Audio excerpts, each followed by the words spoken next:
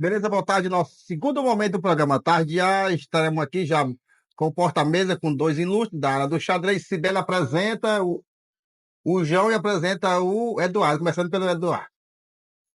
O Eduardo de Souza Lima é campeão piauiense paralelo 2023, profissional de educação física, professor de xadrez, fundador do Oeiras Xadrez, membro da Federação Piauiense de Xadrez. O João Matheus Araújo é bicampeão piauiense de xadrez nos anos de 2022 e 2023, título mais importante do xadrez piauiense.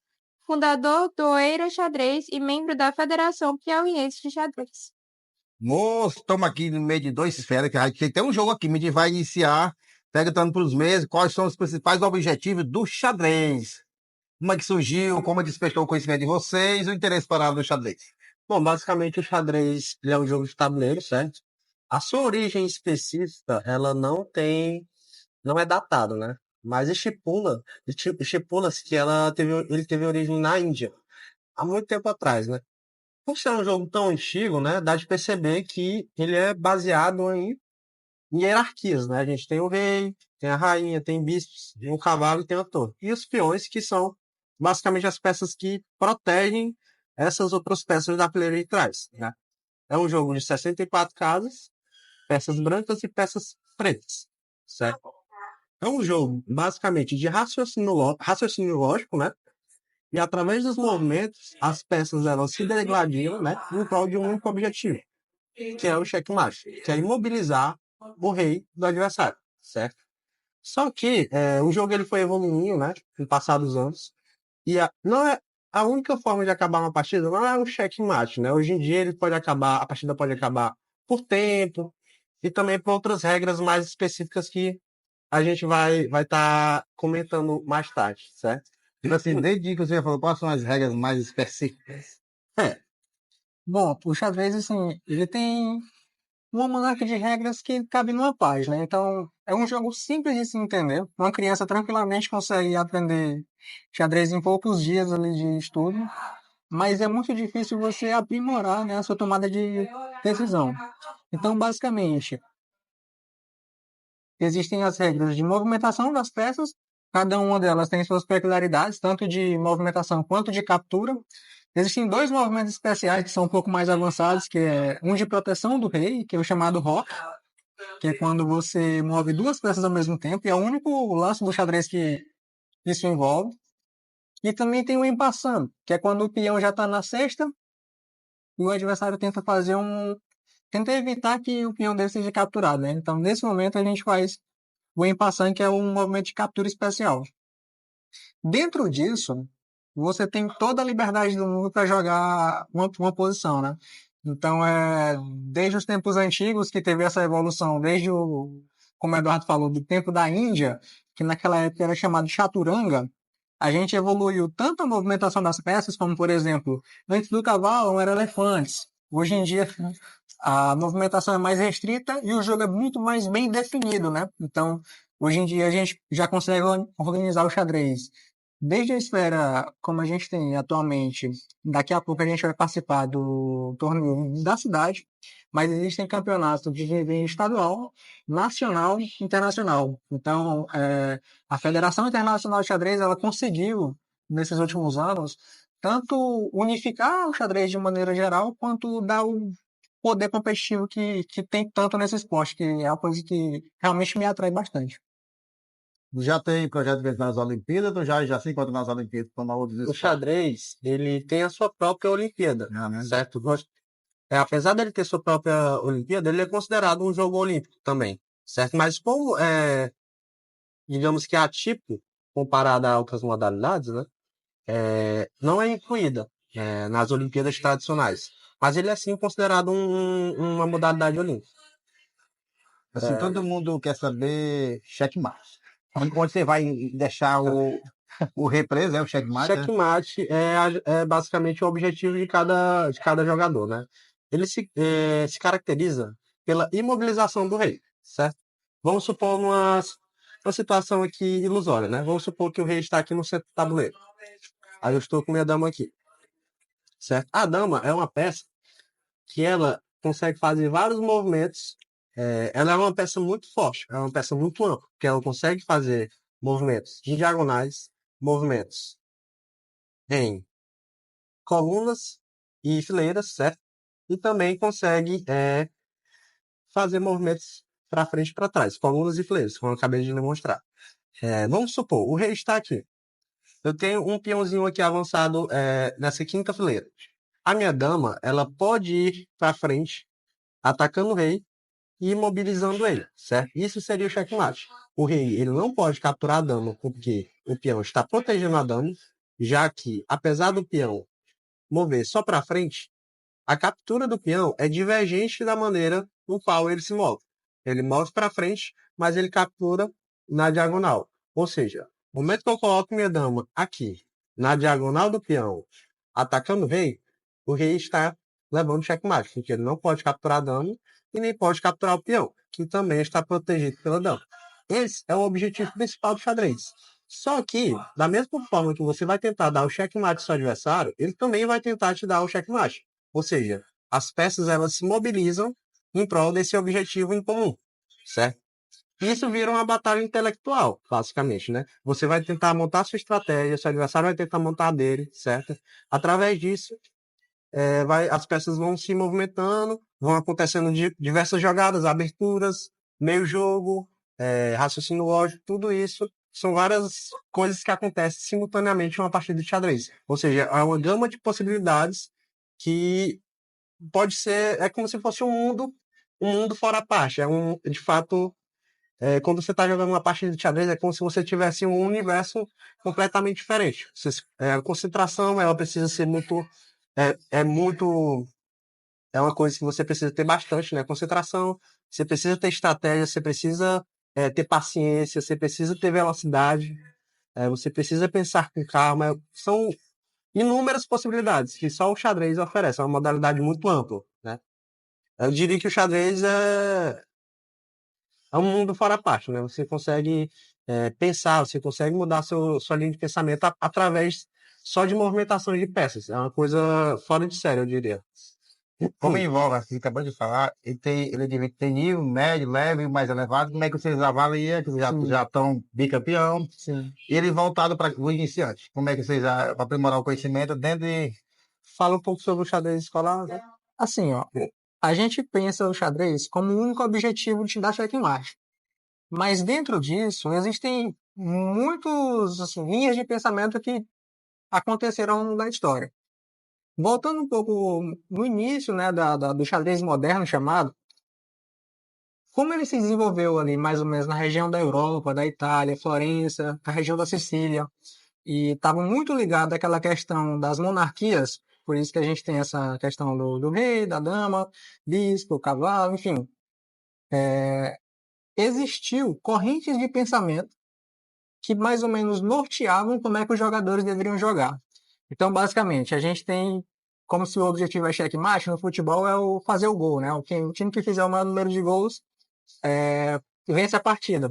E dentro disso, a gente tem na história do futebol diferentes correntes de pensamento que vão nortear como é que os times deveriam jogar. Tinha o futebol total, da Laranja Mecânica, na época do Cruyff. A gente passou também pela seleção de 82, que também tinha aquele futebol mais tocado. A gente chega no futebol moderno, que é mais ou menos ditado pelo Guardiola, que tem o tic-tac, né? Que é aquele futebol de formar triângulos, pegou a bola, passou, avançou um empatado. E aí, no xadrez, isso também vai acontecer. Que é basicamente o seguinte. A primeira escola que tentou definir como é que se deveria jogar xadrez foi a escola romântica, que ela aconteceu ali na região da Itália. E qual é o princípio da escola romântica? É você, a todo custo, jogar pela iniciativa. Um jogo agressivo, que você vai tentar dar mate, sacrificando peões, sacrificando peças para abrir linhas e deixar o rei adversário exposto. Depois disso, a gente começa a entrar na fase dos campeões mundiais, que aí sim vai começar o primeiro campeão mundial, né, que foi o William Steinitz, que já era um alemão, o pensamento mais racional, né, um pensamento, não, eu não vou querer sacrificar tanto, porque do jeito que eu sacrifico para abrir o rei dele, o meu rei também vai ficar mais exposto. Então, dentro disso, o xadrez foi ficando mais posicional. E aí, vai começando a ter a evolução gradual. Então, a estrutura de peões vai começando a fazer parte do jogo de xadrez. Então, quanto mais bonitinha tivesse a sua estrutura de peões, fica mais fácil para você ter menos debilidade. Então, é basicamente, se você vai correr numa rua e ela tem muitos buracos, muitas debilidades, fica mais difícil para você saber por onde ir, né? O xadrez é mais ou menos desse estilo.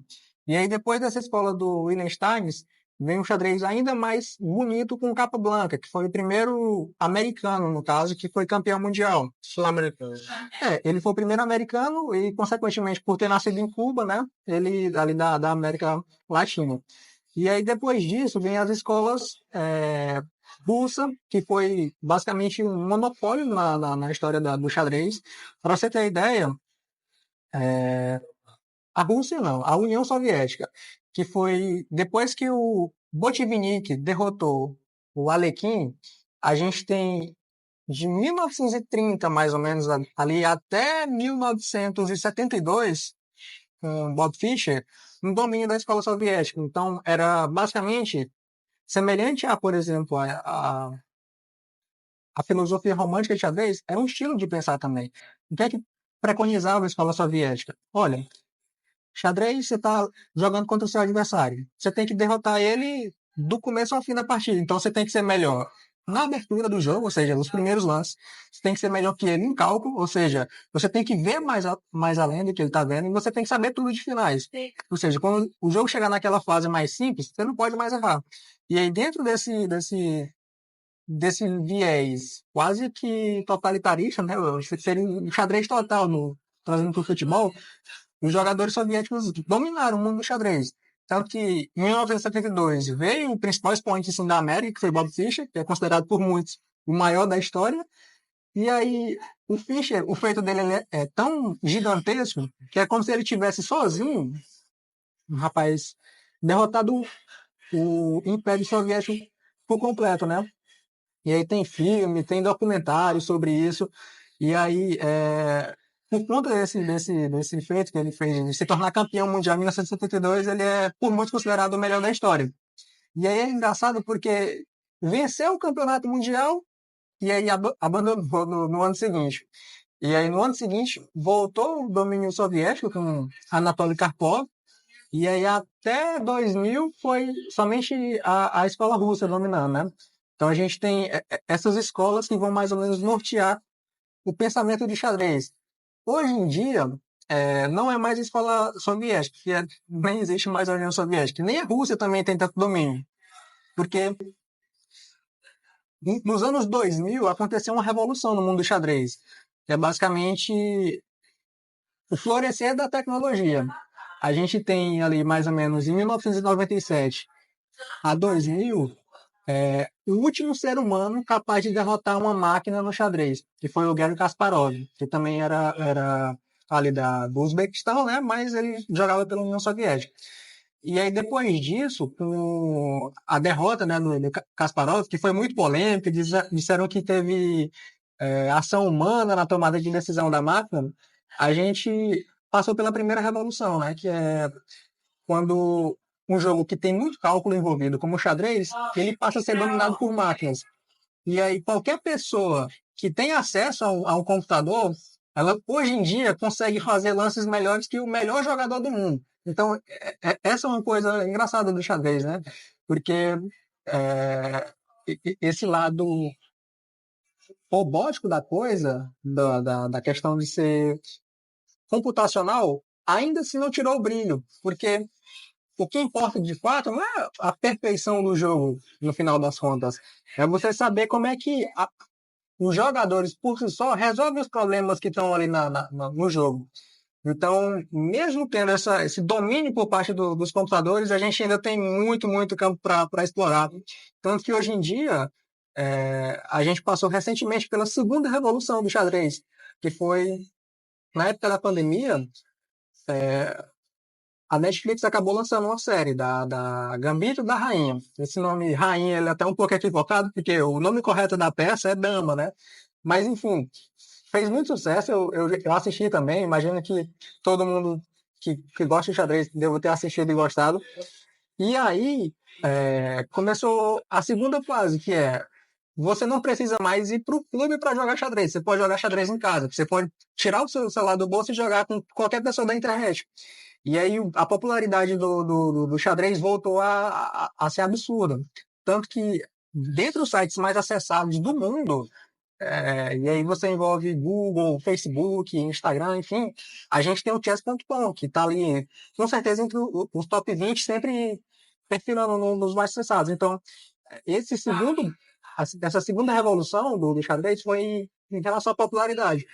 E aí, essa questão é tão impactante que, por exemplo, ela fez com que, basicamente, de 2020 para cá, o cenário piauiense mudasse completamente. Eu comecei a jogar em 2020, que foi uma época que estava todo mundo confinado, né, por conta da pandemia, e aí não tinha muita coisa para fazer, e eu falei, vou Esqueci o tempo com xadrez. vou estudar um pouquinho de xadrez. E aí, acabei gostando bastante. E desde então tô sempre ali que posso, vendo alguma coisa, jogando uma partida, indo pro clube, jogando campeonato. E a partir de agora a gente começou um perfil, né, no Instagram, tá criando conteúdo para falar sobre xadrez. Então, essa questão do xadrez, ela envolve muitas coisas, assim, ao longo da história.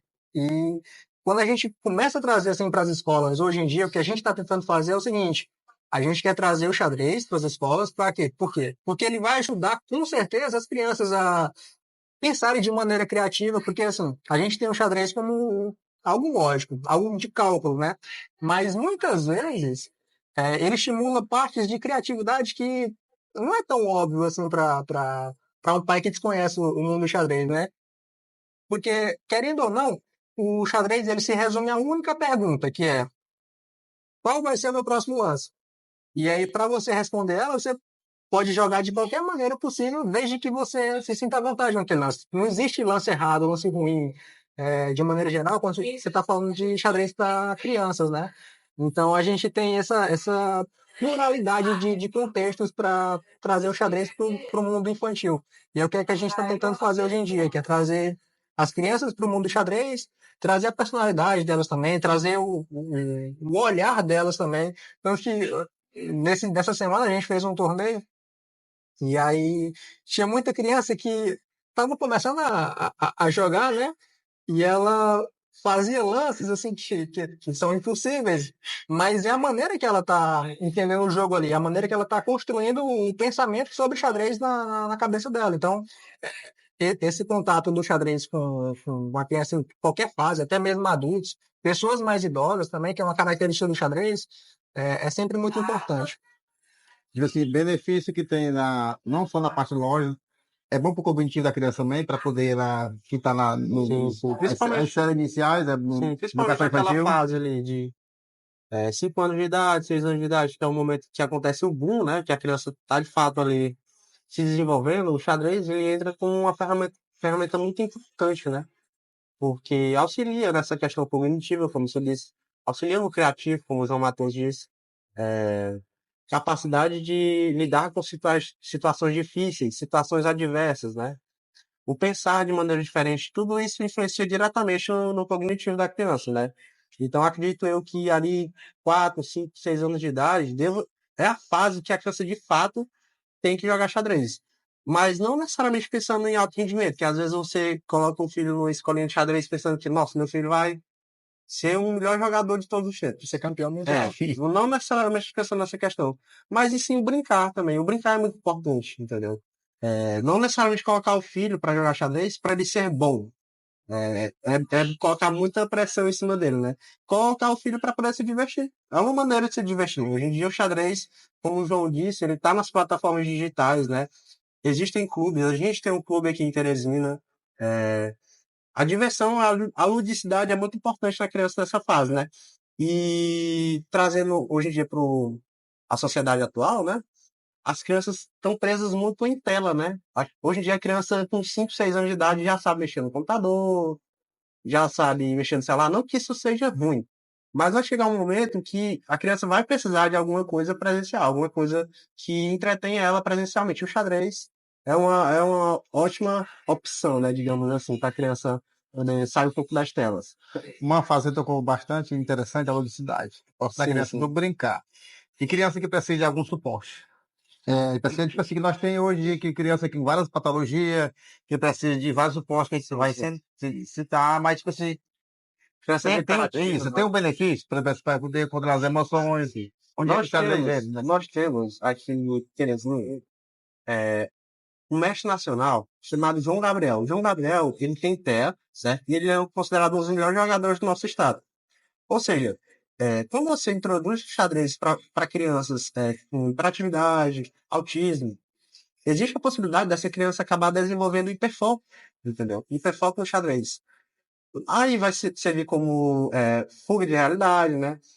A maneira de também a criança socializar, porque nos clubes também tem muitas pessoas que entendem esse lado da criança com algum espectro, né? Então, assim, não existe malefício. Ou eu diria que o malefício é não jogar. Basicamente é um jogo assim muito amplo, uma gama de possibilidades. Você consegue se desenvolver, você consegue fazer amigos, você consegue socializar, você consegue estudar, você melhora a sua capacidade de pensar, você melhora a sua criatividade. Então, isso é benefício. Então, o xadrez, ele sim é muito necessário para crianças com alguma, algum espectro, né? Seja autismo, seja síndrome de Down. Nós também temos xadrez com inclusão, né? Existem torneios hoje em dia capacitados para as pessoas cegas, certo? Então, o xadrez também ele incluso. É uma das únicas modalidades que uma criança de 5 anos pode jogar com um idoso de 80 anos, entendeu? Não existe idade, não existe sexo, não existe. Só existe. Limite, né? Exatamente. Só existe você contra o seu adversário. Ali é uma batalha de pensamentos, basicamente. Então, o xadrez é muito amplo. Antes de a gente entrar na parte, chegou duas perguntas de seguidores. Por que o Clube de Xadrez é de Oeiras? Teresina, que é a nossa maior metrópole, é a nossa capital. Porque, tanto eu quanto o João, apesar da gente residir em Teresina, nós somos de Oeiras, capital da fé. A gente veio a Teresina estudar, né? E acabou morando aqui. Mas nós também atuamos em Oeiras, né? Atualmente atuamos diretamente, né? A gente tem o nosso clube lá, que é o Clube Oeirense Xadrez. A gente realiza eventos na nossa cidade sempre quando a gente pode, né? Mas atualmente nós trabalhamos aqui em Teresina, moramos em Teresina e também participamos diretamente da Federação Piauiense de Xadrez. Mas a Federação Piauiense, ela agloba todo o nosso estado, né? Sim, a Federação Piauiense, ela tem como intuito integrar o xadrez no estado de maneira inclusiva, de maneira aberta a todos. Tanto que, recentemente, a gente realizou o Festival Piauiense de Xadrez Memorial Arthur Galvão. Arthur Galvão foi uma criança que acabou falecendo, né? Se não me engano, em 2021, que ele era um grande prodígio, né? Aí a gente tinha o Festival Piauiense, aí em memória do Arthur Galvão, a gente decidiu colocar esse nome, Arthur Galvão, Festival Piauiense de Xadrez Memória Arthur Galvão, que é um torneio para crianças, certo? Aí a gente trouxe crianças de todo o estado, né? A gente entrou em contato com os clubes de cada cidade, a gente costuma realizar isso todo ano, né? A gente entra em contato com os clubes de todas as cidades, traz uma caravana de cada cidade e integra todos eles em um único evento, certo? Que é um evento, assim, de alto escalão, um grande porte, né? Várias crianças esse ano, foi em torno de 200 a 300 crianças. Assim, é um torneio de alto nível que a gente tem como objetivo principal integrar, promover e também fazer com que as crianças se desenvolvam mais e mais na modalidade, né? É de fato uma festa do xadrez piauiense, que é o Festival Piauiense de Xadrez, certo? É o nosso torneio de categoria mais importante do ano. Então a pandemia veio para resgatar, né, um pouquinho e está acrescentando, né, vem que tá bem acessível, né? Uhum. E estão pedindo para você fazer demonstrativo o checkmate rápido e o mais lento. Quem está iniciando, quem já está com todas as habilidades. Vou dar uma dica aqui para quem quer ganhar rápido do adversário, que é o mate do pastor. Mas todo mundo que já jogou xadrez, que começou a jogar xadrez, já levou esse mate, né? O mate mais conhecido do xadrez. Né? Ali é uma batalha de pensamentos, basicamente. Então o xadrez é muito amplo. Antes de a gente entrar na parte, chegou duas perguntas de seguidores. Por que o Clube de Xadrez é de Oeiras? Teresina, que é a nossa maior metrópole, é a nossa capital. Porque, tanto eu quanto o João, apesar da gente residir em Teresina, nós somos de Oeiras, a capital da fé. A gente veio a Teresina estudar, né? E acabou morando aqui. Mas nós também atuamos em Oeiras, né? Atualmente atuamos indiretamente, né? A gente tem o nosso clube lá, que é o Clube Oeirense Xadrez. A gente realiza eventos na nossa cidade sempre quando a gente pode. né? Mas atualmente nós trabalhamos aqui em Teresina, moramos em Teresina e também participamos diretamente da Federação Piauiense de Xadrez. Mas a Federação Piauiense, ela agloba todo o nosso estado, né? Sim, a Federação Piauiense, ela tem como intuito integrar o xadrez no estado de maneira inclusiva, de maneira aberta a todos. Tanto que recentemente a gente realizou o Festival Piauiense de Xadrez Memorial Arthur Galvão. Arthur Galvão foi uma criança que acabou falecendo, né? Se eu não me engano, em 2021, que ele era um grande prodígio, né? Aí a gente tinha o Festival Piauiense, aí em memória do Arthur Galvão a gente decidiu colocar esse nome, Arthur Galvão, Festival Piauiense de Xadrez Memória Arthur Galvão, que é um torneio para crianças, certo? Aí a gente trouxe crianças de todo o estado, né? A gente entrou em contato com os clubes de cada cidade, a gente costuma realizar isso todo ano, né? A gente entra em contato com os clubes de todas as cidades, traz uma caravana de cada cidade e integra todos eles em um único evento, certo? Que é um evento assim de alto escalão, um grande porte, né? Várias crianças, esse ano, se não me engano, foi em torno de 200 a 300 crianças. Assim, é um torneio de alto nível que a gente tem como objetivo principal integrar, promover e também fazer com que as crianças se desenvolvam mais e mais na modalidade, né? É de fato uma festa do xadrez piauiense, que é o Festival Piauiense de Xadrez, certo? É o nosso torneio de categoria mais importante do ano. Então a pandemia veio para resgatar, né, um pouquinho e tá acrescendo, tá, vendo que tá bem assertivo, né?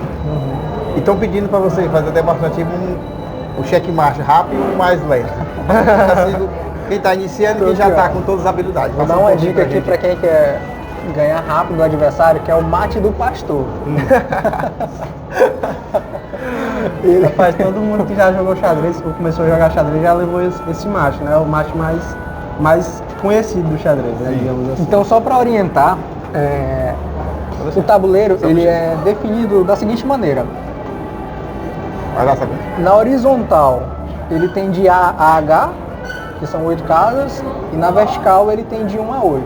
Então, só para explicar como é que é o mate do pastor, né? Você vai abrir com o peão da frente do rei, vai andar 2 casas. Aí o adversário geralmente vai responder a defesa mais popular, né? Que é com E5. Aí você vai jogar o bispo do rei na casa de C4. O adversário geralmente ele defende com o cavalo aqui, né? Vai defender alguma das peças.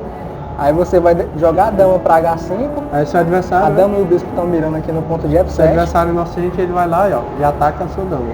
Com o cavalo. E aí você dá o mate em 4 lances. Pastor. Agora o porquê desse nome ser mate do pastor é que é uma grande incógnita. Eu tenho uma teoria que é porque na época lá como eu falei, da época romântica, nessa questão da Idade Média, a maioria do pessoal que estava em contato com livro e literatura eram monges copistas, né? E aí o pessoal da Igreja Católica tinha muito contato com o conhecimento da época. E o mate do pastor deve ser algum pastor daquele momento que deve ter... Olha, tem esse mate rápido aqui para dar, e aí ficou com esse nome. Mas o que acontece? O mate do pastor, ele geralmente é para pegar jogadores iniciantes, né? Uma pessoa assim que já estuda há um certo tempo, né? Pessoa mais dedicada, na hora que vê que o adversário colocou a dama dele numa casa tão suspeita como essa, né? Ele já suspeita logo que ele quer de fato atacar esse ponto, né? Então é importante você saber se defender, né? Então é uma jogada para pegar jogadores de fato iniciantes, né? Mas quando você vai jogar com um jogador mais experiente, né? Acontece que faz a abertura, que é troca de experiências ali. A abertura, que é a fase inicial do jogo, geralmente ela já é toda catalogada, ou seja, os primeiros lances eles já acontecem há anos e anos e anos. Uma pessoa que pega o xadrez de fato para estudar, para se desenvolver, os primeiros lances ela sabe na ponta da mão, digamos assim, né? Ou seja, é de fato para pegar pessoas que estão de fato tendo uma iniciação agora no xadrez, né? Não é uma abertura indicada, digamos assim. Se você quer de fato vencer, tentar jogar com um jogador experiente, você vai se dar mal rapidão. E falando de experiência, assim, quem sabe marcar, quem vai sobressair a partida mais demorada. Assim, o cara dizer assim, conseguir. Assim, você vai marcar, ele vai fazer da mesma forma, tipo assim. Sim. A partida mais demorada, o conhecimento de você, demorou quanto tempo? Assim, ó, o xadrez, ele... Fala sobre os ritmos, né? Dividido sobre... O xadrez, ele é igual em todo o mundo, né? Em relação a esse setor sempre vai começar aqui, esse cavalo aqui, esse bispo aqui. E o que é que vai diferir, assim, na maioria dos campeonatos?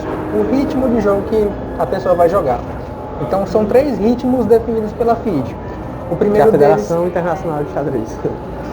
o primeiro deles é Blitz, que são partidas que cada jogador tem até 8 minutos, ou seja, você tem 8 minutos para fazer todos os lances.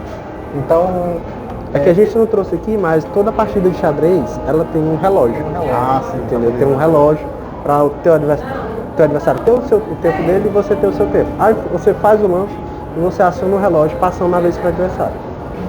aí, após esse ritmo Blitz, que é, por exemplo, a maioria das partidas que a gente joga lá no clube, é 5 minutos mais 3, que é o quê? 5 minutos de tempo total e você ganha mais 3 segundos por lance, né? Ou seja, quando o seu tempo está acabando, te dá um gásinho, né? Te dá um extra, uma gasolina extra. Né? Você faz o lance, aciona o relógio e ganha 3 segundos. Aí se você fizer vários lances ao mesmo tempo, seu tempo vai subindo, em tese, né? Que é pra não ficar um xadrez tão várzea assim, né? Porque depois que chega um passa- momento que você tem 3 segundos, para você fazer vários e vários lances, é muito pouco. Você perde no tempo e a partida finaliza ali, né? Chegou uma pergunta pra gente agora há pouco. Existe empate ou alguém tem que ganhar? No xadrez alguém ganha? Boa pergunta. Existem 3 resultados quando você começa uma partida de xadrez. Ou você ganha, ou você perde, ou você empata. Então existe um empate. Né? Existe um empate. E aí como é que chega nesse empate? 3 maneiras. Ou não tem mais nada, nenhum material, ou seja, trocou tudo, sobrou só os reis pelados no tabuleiro. E aí não tem como um dar mate no outro, né? Então é empate por insuficiência material. A segunda maneira é você encurralou o rei adversário, como se fosse um checkmate. Só que você não está atacando o rei, então não é cheque. Mas o adversário não tem como se mexer, é empate. Possibilitou de ele jogar, né? Isso, impossibilitou ele jogar e como ele é obrigado a jogar e não consegue. Afogamento. Isso, esse é um empate por afogamento. E o terceiro modo de empatar é a gente está no meio de uma partida e ali chega a certo momento eu falo, olha, ofereça empate para o adversário. E aí se ele aceitar, a gente empata, né? Empate por acordo. Aham. E aí também tem a questão do empate por tripla repetição. Chega numa posição que fica ali o time tocando a bola na zaga, não avança nem Não volta. corrige nem nada. Significa que nenhum dos dois jogadores de Tá fato quer mais progredindo, né? querendo jogar essa partida. Aí ficam repetindo o lance, Quer fazendo o mesmo fazendo lance, lances e iguais. Só um cercando o outro, né? Exatamente. Isso é empate por repetição. E aí seria a outra forma de empatar. E aí, voltando para a questão dos ritmos, após o ritmo Blitz, que é ali o mais rápido de 8 minutos, e a gente tem um quarto ritmo que é extraoficial, que é aquela questão da internet possibilitou, que é o bullet, que é o ritmo bala. São partidas com até 1 minuto para cada jogador, então são onde a galera realmente vai Tem que saber mesmo. Só né, 1 pai? minuto para cada. vai soltar o braço, vai. Mas isso geralmente só acontece no online. Aí depois do ritmo Blitz, a gente tem o ritmo rápido, partidas ali de até 30 minutos, se eu não me engano. Isso. Podem até 1 hora, né? Aham. Até 45 minutos ali em torno, né? Para cada jogador. E tem as partidas clássicas, que é de fato onde acontece o xadrez de verdade, que é no mínimo 1 hora para cada jogador. E aí você perguntou sobre qual foi a partida mais longa que eu joguei. Foi nos Jogos Universitários, lá em Brasília, no ano de 2022. Foi contra um candidato a mestre internacional, que é o Alessandro, da Paraíba. Eu acho que é da Paraíba, Paraíba ou Alagoas, não lembro agora ao certo. E aí a partida era 1 hora e 30 minutos, mais 30 segundos por lance. E a gente foi até mais ou menos os lances 90, quase 100. E aí somando todo esse tempo, dá basicamente cada um jogando 3 horas tranquilo. E a gente foi... Ou seja, 6 horas de partida, né? Foi uma partida extremamente tensa, porque eram posições diversas, né, ricas para jogar. Alguns momentos eu fiquei melhor que ele, só que eu estava com muito som na cabeça, despertando a vantagem, ele ficou melhor em outros momentos. Chegou no final, empatado. E aí, por um lance, eu acabei entrando numa posição chamada Zugzwang, que é basicamente, como o xadrez é um jogo de turnos, e eu tenho sempre que fazer lance, eu vou ser obrigado a fazer lance e todos os lances que eu posso fazer são ruins. Então esse é o chamado Zugzwang, que é até uma analogia que o pessoal gosta de usar para a vida, que é, vai ter uma hora que você vai ter que tomar uma decisão, né? E às vezes você está numa situação que todas as possíveis soluções que você for ter naquele momento vão ser ruins. E aí Aí tenta Soltei escolher a o menos rei. pior. Soltei o rei e aí eu percebi que estava perdida. E aquela partida doeu bastante porque foi muito esforço, né? Muita luta, vai e volta, tô perdido, recupero, tô ganho, escapa a vantagem. E aí chega no último lance, eu solto o rei numa casa errada. E aí eu tenho que entregar a posição e ele vai promover, né? Um peãozinho que vai chegar na oitava e vai ganhar a partida depois daquilo. E aí essa aí foi a mais demorada e mais dolorosa talvez que Rapaz, eu eu tô me arrepiando todinho pra ver. Pela tempo que foi, árduo, né? Pois é. Mas um tem que ganhar, um tem algum, né? Que você não Alguém teve tem que empate. ganhar e tem que ter empate. Né? Pois é, são 3 resultados. Mas geralmente partidas clássicas, que é esse ritmo mais longo, ela dura em torno de 4 a 6 horas mesmo. É um tempo bem grande, né? Aí o jogador, o cara sente fome, sente sono, sente tudo. A coisa mais comum que tem no jogo de xadrez é você sentir sono. Porque geralmente são 2 rodadas por dia. Aí imagina jogar 2 jogos por dia de 5 horas, entendeu? Você toma 10 horas do seu dia só olhando para as peças. Isso, tem que ter Porque uma assim, ó, concentração mesmo. Exatamente. Isso. A grande questão do xadrez é assim, você joga futebol, você vai correr, vai chegar um momento da partida que você vai desligar o cérebro, vai ficar ali parado na sua, vai correr ali na lateral, vai jogar uma bola, não precisa estar pensando muito. No xadrez não. Como eu falei anteriormente, é uma resposta que você tem que responder. O problema é que você tem que responder a todo momento qual é o próximo lance e tem que ser sempre o melhor lance que você consegue calcular. E aí, às vezes, para você tomar a decisão de jogar um lance aqui ou um lance aqui, você tem que ver, tipo, 5 lances na frente, tem que, de alguma maneira, justificar, né, o cálculo. Ou seja, só um simples lance você tem que calcular, de certa forma, como a galera costuma achar, que a gente vê o futuro, não. A gente tem que calcular as possibilidades só de um lance, muitos lances à frente. Ou seja, se você for calcular esse lance, você calcula 5 lances, se for fazer esse lance, tem que calcular 5 lances, e assim vai progredindo, sempre tentando ver as possibilidades de cada lance. É assim que funciona basicamente o cálculo no xadrez. É por isso que você pensa muito, por isso que você gasta tanta energia só olhando para peças, entendeu? E aí um ponto interessante é o seguinte, você deve estar pensando, nossa, mas aí vai jogar uma partida, tem que ver 1 milhão de lances. Às vezes não. Depende muito da partida. Vai ter um momento que você vai ter que jogar um lance óbvio. Que vai ser, sei lá, meu cavalo está atacado, vou recapturar ele. O adversário capturou, eu vou recapturar. Outros momentos você não tem nada para calcular. E aí é onde entra o momento estratégico. É basicamente o seguinte, a posição está igual, não tem nada assim muito definido para fazer, não é uma posição de ataque, não é uma posição que está caindo um peão, não é uma posição nada. É basicamente o seguinte, o que é que eu quero fazer nessa posição? E aí é um tipo de cálculo que vai envolver muito mais longo prazo, né? Eu vou botar meu cavalo aqui, porque ele vai permitir que daqui a, sei lá, 5, 2 lances, se for possível, ele já chegue nessa outra casa. E aí tem outras posições que são de caráter tático, diferente do estratégico que é mais passivo, o tático não, é você saber que tem que botar o cavalo aqui, porque quando você botar o cavalo, o adversário vai jogar o peão aqui, e aí você vai ter que ter essa resposta, e aí é um xadrez mais concreto chamado, né? Então as posições mais táticas são as mais assim, desafiadoras do ponto de vista do cálculo. Mas todos esses elementos de tática, estratégia... Tática geralmente ela está atrelada a golpes. Então você imagina a tática como se fosse pensamentos curtos, rápidos.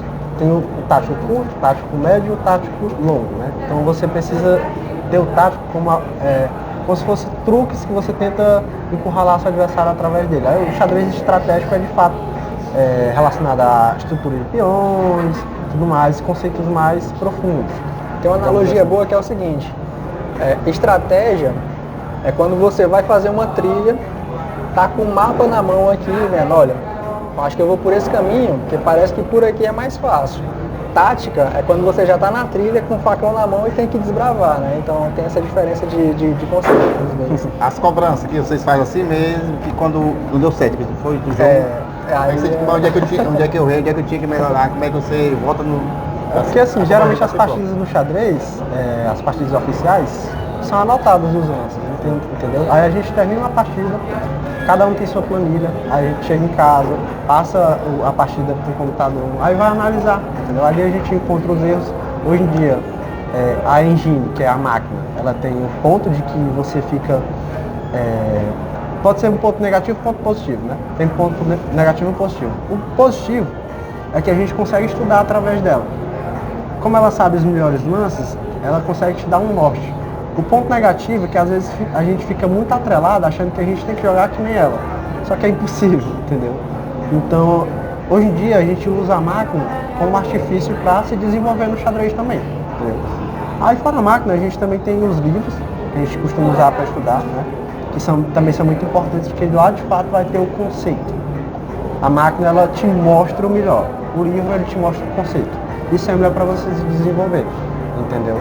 Aí quando a gente chega, a gente perde, a gente ganha, a gente chega, passa lá, aí pega a partida, estuda.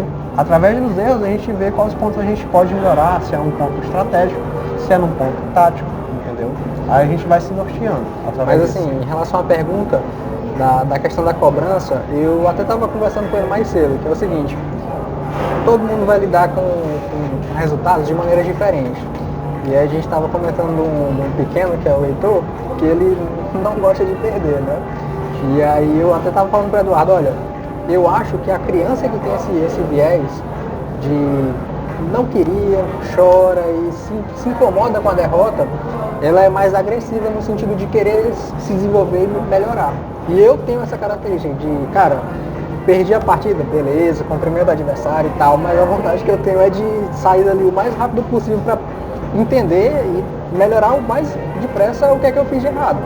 Tanto que eu acho que isso é que às vezes acaba dando uma diferença assim, entre jogadores de mesmo nível. Porque essa vontade de sempre querer ganhar, de sempre estar se cobrando para jogar o melhor lance, de não, eu não posso sair daqui com empate, tenho que vencer, é o que faz com que a pessoa se torne campeã e por aí vai. Tanto que a gente está vivendo nesse momento, não vou dizer que não aconteceu na história do xadrez, mas o campeão mundial desistiu. Não vou dizer que não aconteceu na história do xadrez, mas o campeão mundial desistiu de ser campeão mundial, que é o Magnus Carlsen. Que basicamente ele é 5 vezes campeão mundial, né? Ele tá dominando o xadrez desde 2011, basicamente. E aí ele desistiu por quê? Porque ele já não conseguia ver na geração que está desafiando ele o mesmo prazer de estar ali se dedicando tipo, 3 meses. Ele é um jogador que tu desafia, basicamente.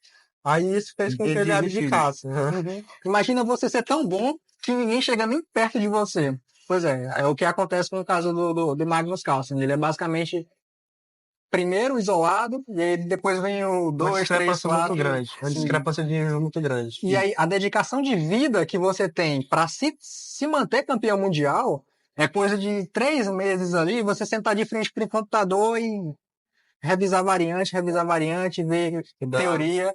E aí para ele falou, bom, pessoal, nesse momento da história eu já considero satisfeito com o título que eu tenho até aqui. Eu vou abdicar do trono porque não vejo mais sentido nisso, né? E aí é esse ponto da cobrança que eu acho que, como ele é uma pessoa muito competitiva, ele já deve ter ponderado, né? Olha, não vale mais a pena investir nesse título de campeonato mundial, porque se eu ganhar mais um, mais dois, não vai fazer tanta diferença assim na história. E aí é diferente do Fischer, por exemplo, que ganhou um e já saiu no ano seguinte, né? Mas é interessante essa questão da cobrança e cada jogador lida de uma maneira diferente. Muitíssimo obrigado. E assim, tem visto que o cara pode ficar viciado no xadrez e querer. Com certeza. Você tá olhando pra um. Muitíssimo obrigado. A gente vai pedir que chegue das canecas de vocês, nós vamos se betar pra cá. Prazer. Eu queria tirar um espacinho do nosso tempo só para falar sobre o nosso próximo projeto. Sim, diga lá. Que nós, como fundadores do Eira Xadrez, né, ele é o presidente e eu vice, a gente vai estar realizando na próxima semana o segundo torneio de Oeiras, né, estadual, a nível estadual. Que nesse torneio a gente vai premiar o campeão uma vaga direta para a final do Piauiense, que é o torneio mais importante do ano. Ou seja, a pessoa que ganhar o nosso torneio, ela tem direito a ter a possibilidade de ser o campeão piauiense, que é o título atualmente do João. Ou seja, é um torneio estadual, vem pessoas de Parnaíba, da própria Teresina, pessoas do interior, Picos, José de Freitas, que é basicamente os núcleos, os maiores núcleos de xadrez do nosso estado. Então vai ser de fato uma festa. A gente está organizando, tem tudo para dar certo. E, tipo assim, onde é que encontra você? Na rede social, você disse? No Eira Xadrez. E no FPix, underline xadrez também, que é o da federação que a gente administra. Isso, A gente vai colocar isso aí, a gente tá. A gente também tá no YouTube, Federação Ah. Piauiense de Xadrez. Os homens tem muito conteúdo Tem pra... muitos vídeos nossos Sim, lá. a grande maioria voltado pro caráter Lúdico, humor, né? A gente Depois tenta eu vou entreter. matricular, eu quero aprender. Vai inquirir a mexer e ficar viciado no xadrez depois de velho. Não, mas Vai ser o robô do isso é xadrez. legal. vai ter- Porque muita gente recomenda fazer aquelas cruzadinhas, Sim. jogo de palavras na idade mais avançada para continuar estimulando o cérebro. A gente tem, por exemplo, o presidente da federação que tem 67 anos. É um cara super lúcido, assim, eu sou fã dele porque tá, mesmo nessa idade avançada, melhorando o xadrez. Ele tá dando... Não existe idade, não existe Ou então eu com idade. 48 anos na sua adolescente. Nossa, tá bom. Agora a gente vai abrilhantar mais entregar lembrança de vocês. Muitíssimo obrigado. Não, a Foi gente incrível que agradece. o nosso encontro. Esse Muita, espaço. Muito Olha, obrigado, Braga. muita informação com precisão aqui é o Eduardo. E Opa, o João. Agora abra, veja se acho que tem uma foto de vocês aí. E fazendo o que vocês mais gostam, que é jogar xadrez, né? A gente espera que Olha tenha aí. do agrado com toda a parceria Rapaz. da FG Papelaria. Bonito, ó. Pensada, projetada aqui Muito obrigado. com quem está conosco aqui, ó, que é o restaurante de História. Isso A fotinha do... é, Foi quando eu... Essa foto aqui foi quando quando eu tinha acabado de vencer no ano passado. E foi basicamente o start que a gente deu para produzir vídeo pro gira só um Instagram. pouquinho a caneca pra lente aqui pra mostrar pra ver como ficou e o clube de vocês de Oeiras, dá uma girada na caneca pra Obrigado, galera Dinheiro e xadrez. ver. Legal. Obrigadão, Braga. Pessoal, mais uma vez, fechando, ó, o Tardeado em boas mãos com dois campeões aqui, bicampeão do xadrez, é o programa Tardeado Fazendo História, direto do Bistório. Agradecer mais uma vez a parceria, a logística da Bistório, contando história, fazendo história e levando informação com precisão que o programa Tardeado faz de melhor.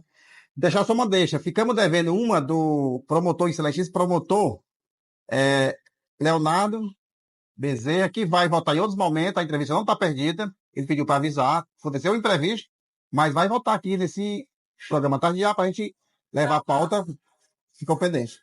Beleza? Obrigado a todos. Saúde e paz. O resto nós corre atrás. Isso é programa Tardear.